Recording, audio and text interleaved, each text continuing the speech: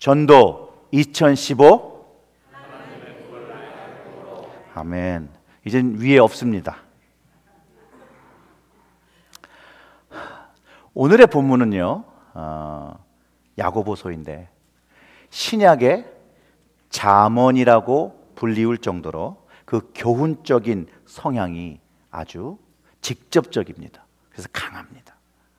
특별히 역사적으로는 로마의 핍박을 받고 있는 유대 그리스도인들과 이방 그리스도인들에게 믿음과 사랑의 공동체를 세워가며 다시 오신다 약속하신 주님, 그분의 약속을 소망으로 가져서 예수님을 믿는 것으로 인해서 받는 시련을 이겨내고 열매 맺는 신앙으로 그 믿음을 견고하게 하며 그 믿음의 열매로 이제 또 복음의 다른 열매를 맺을 것을 권면하고 있습니다. 우리가 매일 묵상하고 있는 생명의 삶의 말씀을 근거하면 우리가 에스겔서, 어제의 말씀은 15장 1절부터 8절의 말씀이었는데요, 하나님께서 구약 때에도 이스라엘 백성에게 열매를 찾으신다라고 가르쳐 주시고, 열매가 없는 포도나무는 나무 목재로도 사용할 수가 없고 나무 못으로도 사용할 수 없는 그런 쓸모없어 불에 태워져 가는 땔감벽에 되지 못한다고, 즉 하나님의 백성으로 살아가면서 하나님이 원하시는 열매를 맺지 못하면 심판을 받을 것이라고 말합니다. 예수님 역시도 동일하게 열매 맺는 것에 대해서 강조하셨고, 그 어떤 사람을 알아볼 때 그 열매를 통해서 그를 알 수 있다라고 말씀하셨습니다. 누가복음 6장 43절과 44절의 말씀을 참고하면 예수님께서 이렇게 말씀하십니다. 못된 열매를 맺는 좋은 나무가 없고 좋은 열매를 맺는 못된 나무가 없느니라 말씀하시며, 그 나무는 각각 그 열매로 아나니 가시나무에서 무화과를 또는 찔레에서 포도를 따지 못하니라 라고 말씀하시면서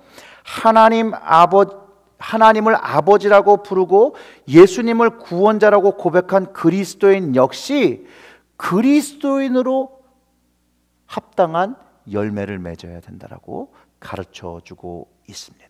이것은 구약 성경을 통해서 이스라엘 백성에게 이스라엘 백성들이 맺어야 하는 열매를 맺으라고 하신 그 말씀과 동일한 말씀입니다. 이 얘기는 뭐냐면요, 하나님을 진실로 믿는 신앙은 단순히 입으로만 고백된 믿음, 그것으로 끝나는 것이 아니라는 것이죠. 우리의 삶 속에서 믿음의 실체를 드러내야 되고 그 열매를 맺어야 함을 가르쳐주고 있다는 것이에요. 왜냐하면 하나님이 살아계시다라고 고백하고 성령님께서 동행하신다라고 고백하는 삶 속에서 하나님을 믿음을 가진 우리가 하나님과 주님을 닮은 신앙의 모습이 나타나야 하는 것이 당연한 것이라는 거예요. 사랑하는 성도 여러분, 부부가 오래 살면 뭐라 그러죠? 예? 닮는다고 하잖아요. 부부가 오래 살고 이게 정이 좋으면 닮는 거예요. 정이 안 좋으면 안 닮아요. 이와 마찬가지로 우리도 주님을 사랑하고 하나님을 사랑하고 함께 살아가면 주님을 닮는 모습이 우리의 삶 속에서 분명히 드러날 수밖에 없다라는 것이죠. 하나님의 선함을 경험하니까 하나님의 선함이 우리의 삶 속에서 나타날 수밖에 없다라는 것이에요. 사랑하는 성도 여러분, 하나님을 가까이 하심으로, 주님을 가까이 하심으로 늘 주님을 닮고 그 열매를 맺는 그리스도인 되시기를 주님의 이름으로 축원합니다. 오늘 그 본문의 말씀이 그리스도인이라 고백하는 모든 이들에게 도전을 주는 말씀이라고 저는 생각합니다. 이 야고보서는요, 믿지 않는 사람들에게 쓴 말이 아니라 믿음을 고백한 사람들에게 쓰여진 말씀입니다. 그런데 오늘 야고보서를 통해서 이런 이야기를 하고 있죠. 우리 몸에 영혼이 없다면 어떻게 되는 것입니까? 라고 질문했어요. 여러분, 우리의 몸에 영혼이 없다면 어떻게 되는 것입니까?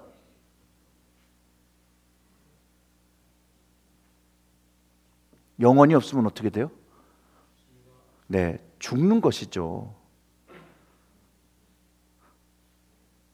우리는 기본적으로 영혼이 없으면 죽었다라고 생각을 하는데, 이 영혼은요, 하나님께서 만드신 것이고요, 우리는 이 하나님의 주신 것을 담아 우리의 삶에 지배를 받으며 조종을 받으며 살아가 되는 것이에요. 그것을 위해서 하나님께서 우리에게 영혼을 주신 것입니다. 그런데 오늘 본문 26절에 영혼이 없는 몸이 죽었다라고 말하는 것이에요. 당연한 말인데 이것을 다시 믿음에 비교를 합니다. 그러면서 행함이 없는 믿음은 영혼이 없는 몸과 같이 죽었다라고 이야기한다는 것이죠. 즉 행함이 없는 믿음을 소유한 사람은 영혼이 없다라고 하는 말과 동일합니다. 그러니까 오늘 제가 영혼이 없는 사람 그러면 믿음은 있으나 그 행함이 없는 사람, 그 사람을 이야기하는 줄 여러분들이 이해하시기 바랍니다. 사랑하는 성도 여러분, 그렇다면 여러분의 영혼은 살아 있습니까? 여러분의 영혼은 어떻습니까? 존 웨슬리 목사님은요, 사람들과 인사할 때 영어로 얘기하면 How are you? 이렇게 물어보잖아요. 어떻게 지내십니까? 안녕하세요? 이렇게 물어보는데 다르게 좀 물어봤다고 해요. 이 존 웨슬리 목사님은 How are you with your soul? 하나님 앞에서 당신의 영혼은 어떠십니까? 라고 물어봤다라는 것이에요. 그렇게 질문하면서 우리의 영혼이 하나님 앞에 건강하게 잘 살아있는지 점검했다라고 합니다. 여러분의 오늘의 영혼은, 우리의 영혼은 하나님 앞에 어떤 모습으로 서 있습니까? 이 질문은 여러분의 믿음에 행함이 있는 열매가 있는 그런 믿음입니까? 라는 질문과도 동일한 것입니다.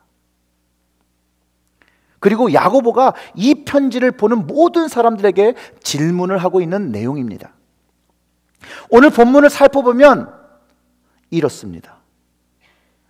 믿음이 있다고 하더라도 행함이 없으면 이익이 없다라고 하는데 어떤 이익을 말하는 것일까요? 누구를 위한 이익을 말하고 있는 것입니까? 14절의 말씀은 내 형제들아 만일 사람이 믿음이 있노라 하고 행함이 없으면 무슨 이익이 있으리요? 그 믿음이 능히 자기를 구원하겠느냐? 라고 합니다. 이 야고보의 말씀은 바울의 말씀 중에 믿음으로 의롭게 된다는 것과 대치하는 것처럼 보이고 있으나 하지만 그 믿음을 반대한다는 말로 한 말이 아니란 것이에요. 그보다는 그 믿음을 더욱 성숙하라는 말의 차원에서 하고 있는 것을 우리가 깨달아야 합니다. 믿음으로 구원을 얻는다 하는 말을 악용해서 열매 맺는 삶을 무시하고 살아가는 사람들에게 경종을 울리기 위해서 야고보가 이런 말을 하고 있는 것입니다. 올바른 믿음은 그 행위와 열매를 동반하고 있는 것을 말합니다. 건강한 믿음이죠. 영혼이 살아있는 거죠. 그 건강한 믿음, 올바른 믿음이 이익을 가져온다 하는데 무슨 이익이냐? 우리가 이것을 잘 생각해 보면 그것은 생명입니다. 생명. 예수 생명을 가진다라는 것이에요. 그래서 예수 생명이 없는 믿음이 어떻게 구원의 능력을 소유할 수 있겠냐라는 질문을 하고 있다라는 것입니다. 그러면서 이렇게 얘기하는 거예요. 믿음이 있고 예수의 생명이 있는 사람이 만일 형제나 자매가 헐벗고 일용할 양식이 없는데 너희 중에 누구든지 그에게 이르되 평안히 가라 더욱게 하라 배부르게 하며 그 몸에 쓸 것을 주지 아니하면 무슨 이익이 있으리요? 예수의 생명이 있으면서 자신에게 어려움을 청하고 도움을 청하는 사람에게 먹을 것 하나 주지 아니하면서 야, 너 잘 될 거야. 하나님 잘 믿어. 이런 믿음을 갖고 있는 사람은 죽은 믿음을 갖고 있다라는 것입니다.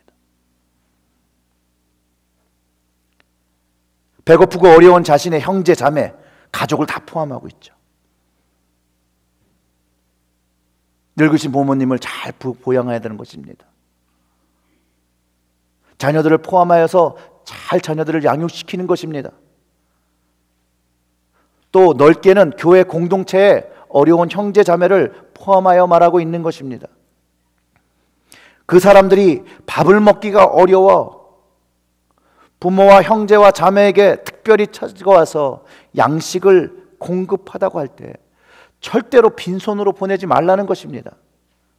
빈손으로 보내며 평안하다, 잘 될 거다 하고 도와주는 그는 믿음의 열매가 전혀 없고 그의 믿음은 죽은 것이라는 것이죠. 그 반대로 하라는 것이죠. 사랑하는 성도 여러분, 우리가 이튼타운의 가난한 사람들을 돕기 위해서 헌금과 먹을 것을 모으고 있는 지가 한 달이 되었습니다.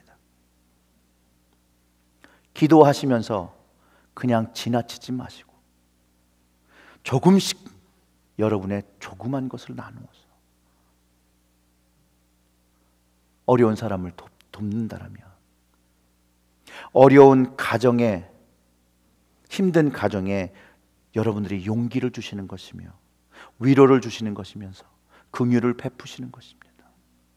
여러분들이 이런 긍휼을 베푸실 때, 우리가 이런 긍휼을 베풀 때 하나님은 이것을 잊어버리지 아니하시고 기억하시고 우리가 하나님의 긍휼을 베푸실 때 동일한 긍휼을 베풀어 주신다라고 성경이 이야기하는 것입니다. 그 17절의 말씀을 좀 보면 이렇습니다. 이와 같이 행함이 없는 믿음은 그 자체가 죽은 것이라. 혹 가로되 너는 믿음이 있고 나는 행함이 있으니 행함이 없는 내 믿음을 내게 보이라. 나는 행함으로 내 믿음을 내게 보이리라. 내가 하나님은 한 분인 줄 믿느냐? 잘 하는도다. 귀신들도 믿고 떠듭니다. 무슨 얘기죠? 믿음으로 나 하나님 믿어, 하나님 믿고 있어요 라고 말하는 것으로 충분치 않다는 거예요. 그것은 귀신들도 안다는 것이에요. 구원이 없는 귀신들도 그 하나님을 알고 그 하나님을 보며 그 권능을 보며 떤다라는 것이에요. 여기서 우리의 믿음을 한번 점검해 보아야 합니다. 하나님을 알고 하나님의 권능을 알고 살아계심을 알지만 만약 그 믿음이 행위가 없어 구원을 소유할 수 없다라면 안 된다는 것이죠. 하나님을 그저 안다라고 믿는다라고 말하는 것으로 믿음은 충분하지 않다라는 것이에요. 야고보만 이렇게 얘기한 것이 아니에요. 바울도 자신의 신앙을 보고 본받으라고 말합니다. 자신의 행함으로 자신의 믿음을 보였다라고 성경이 말하고 있습니다.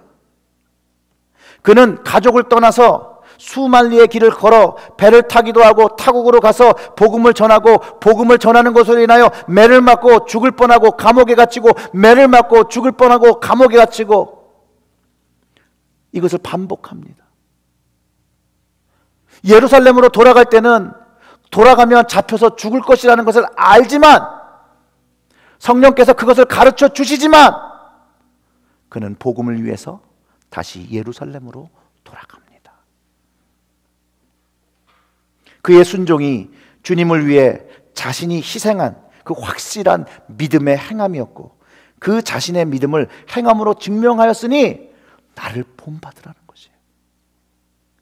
20절의 말씀이 허탄한 사람아 행함이 없는 믿음이 헛되인 것을 줄 알고자 하느냐 라고 말합니다. 즉 아무리 좋은 말도 그럴듯한 말도 말한 사람의 행동과 삶이 일치하지 않으면 아무것도 아닌 것을 우리는 압니다. 여러분 우리의 삶 속에 말만 하시는 분들이 있어요. 여러분은 나중에 그 얘기 다 듣고 그 삶이 일치되지 않으면 여러분 나중에 뒤에 가서 뭐라고 그러세요? 아무 말 안 하세요? 뭐라고들 그러시죠? 근데 그러지도 마세요.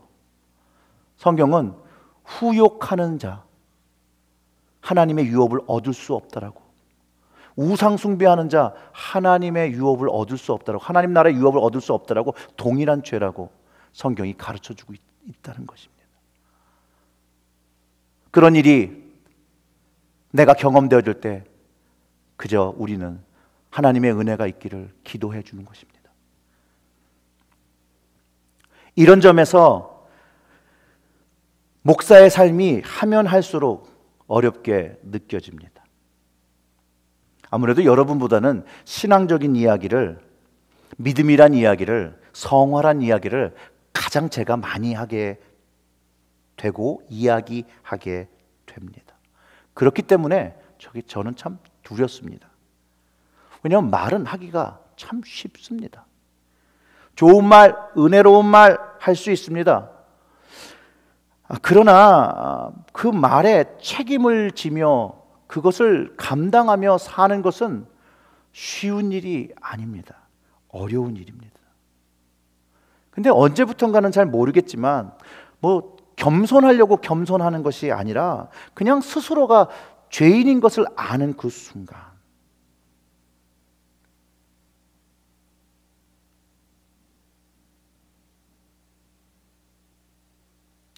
주님의 은혜만을 의지할 수밖에 없는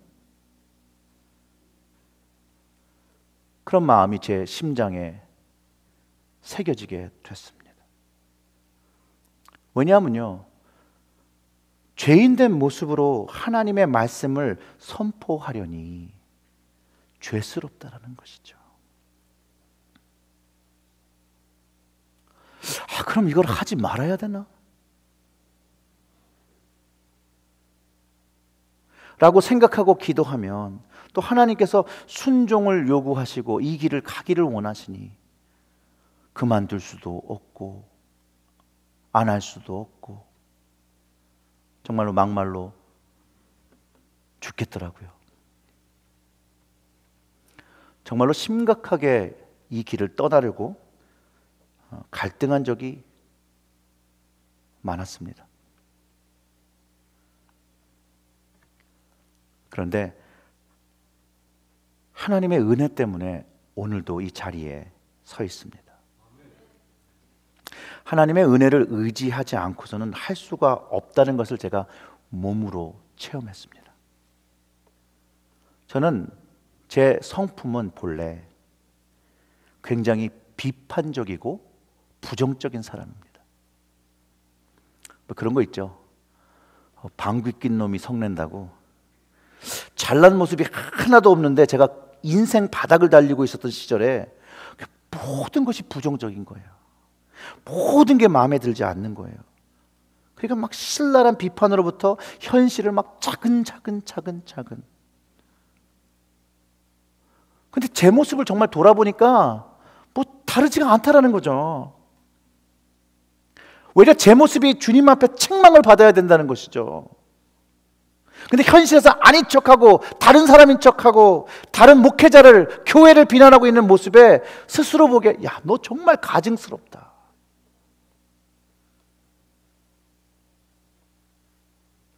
이런 죄인된 모습, 이중적인 모습, 갈등이 흐트러진 사람들과 관계를 갖는 것, 이것들을 해결하지 않고 어떻게 하나님을 전하는 자로서의 이 말씀에, 이 펄빛에 서서 이 말씀을 할 수 있을까?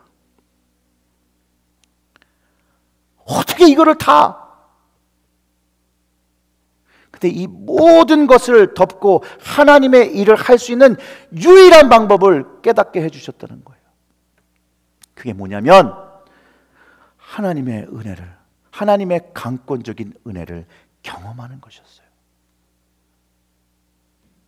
내가 가지고 있는 모든 것이 이제 더 이상 하나님 앞에서 문제되어지지 않고 봄눈 녹듯이 사라졌다는 것이에요. 사람을 비교해서 내가 나은 줄 알았으나 어느 순간에 내 자신을 하나님께 바라보고 주님 앞에 바라보고 주님과 비교할 때 주님 앞의 모습은 그냥 철저한 죄인일 수밖에 없는, 그래서 은혜를 구할 수밖에 없는, 그 은혜를 경험하기 때문에 더 이상 다른 것이 문제되지 않았다라는 것이에요. 사랑하는 성도 여러분, 여러분도 저와 같이 고민하십니까? 죄로 인해서 고민하십니까? 하나님 앞에 해결되지 않는 것이 있습니까? 사람 때문에 힘듭니까? 자녀 때문에 고민하십니까? 배우자로 인해서 어려우십니까? 우리에게는 방법이, 여러분에게는 방법이 없습니다. 오직 해결 방법은 하나, 주님의 은혜를 경험하는 것입니다. 주님의 은혜에는 아무것도 할 수 있는 것이 없습니다. 주님의 은혜를 성령 충만으로 경험하시기를 주님의 이름으로 축원합니다.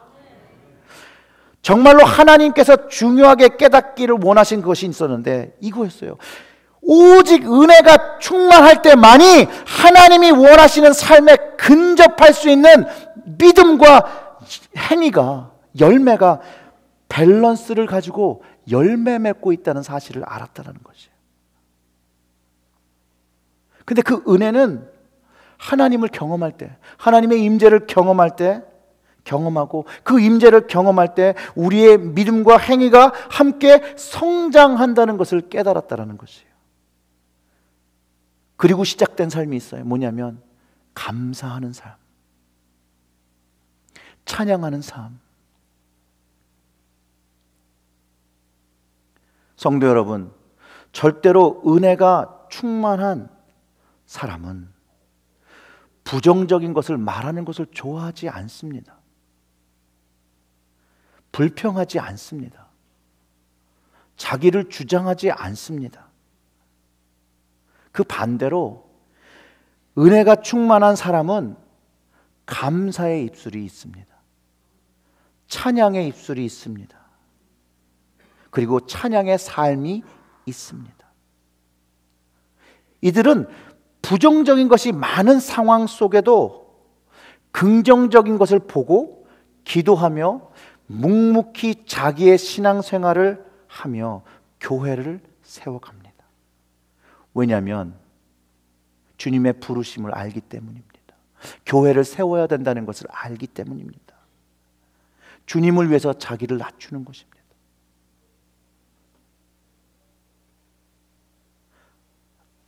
은혜가 충만한 삶만이 순종의 열매를 가지게 합니다. 하나님의 임재와 은혜를 경험했던 아브라함이 아들을 드릴 수 있던 순종, 그 행함이 있었다라고 야고보가 얘기하는 것이에요. 그래서 21절에 우리 조상 아브라함이 그 아들 이삭을 제단에 드릴 때에 행함으로 의롭다 하심을 받은 것이 아니냐? 그 믿음은 행함이 있어야 된다는 것이에요. 내가 보거니와 믿음이 그의 행함과 함께 일하고 행함으로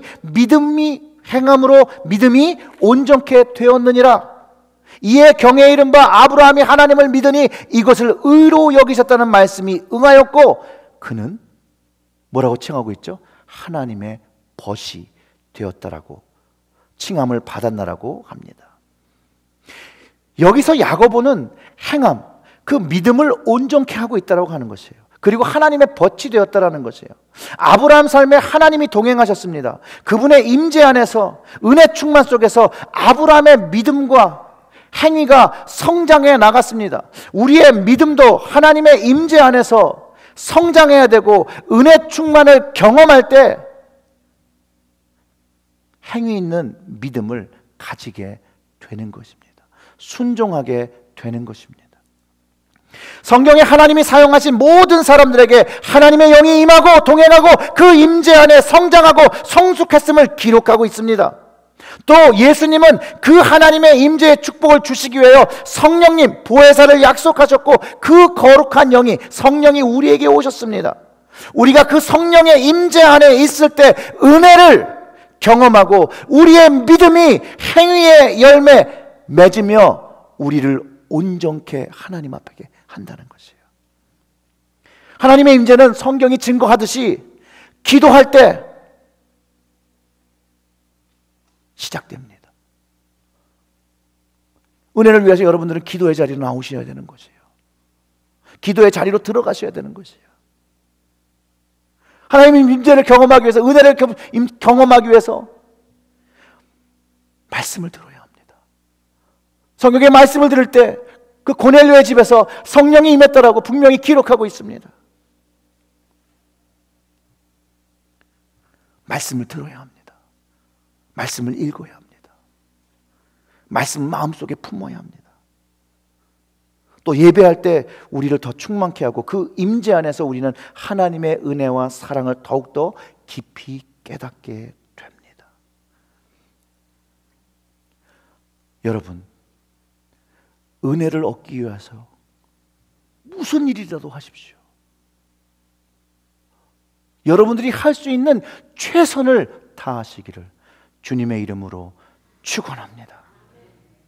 영혼이 없는 몸이 죽은 것 같이 행함이 없는 믿음은 죽은 것이라고 성경이 기록하고 있습니다.